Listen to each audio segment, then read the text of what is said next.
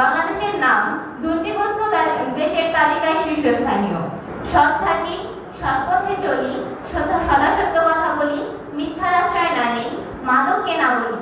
এসব নৈতিক গুণাবলী যদি আমরা শিক্ষার্থীরা নিজেদের মনে ধারণ করতে পারি, নিজেরা আত্মস্থ করতে পারি, তাহলে নিশ্চয়ই এমন একদিন আসবে যেদিন এদেশে এমনের জন্য লোক খুঁজে পাওয়া যাবে না যে দুর্নীতিগ্রস্ত। আগামী 10 বছর পর যারা এদেশের পরিচালনা করবে তারা যদি এই নৈতিক মন্ত্রে দীক্ষিত হতে পারে, তাহলে প্রত্যেকেই সুনাগরিক হয়ে পরিচালনা করতে পারবে।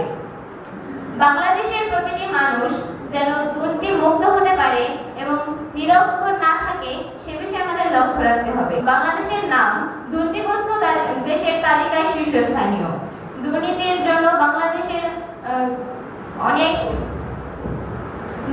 বাংলাদেশের যে অবস্থা, তাতে আমাদের সবাই সরে আসতে হবে। ট্রান্সপারেন্সি ইন্টারন্যাশনালের তথ্য অনুযায়ী বাংলাদেশের যারা দুর্নীতি মুক্ত করবে তারাই বর্তমানে বেশি দুর্নীতিগ্রস্ত। আমাদের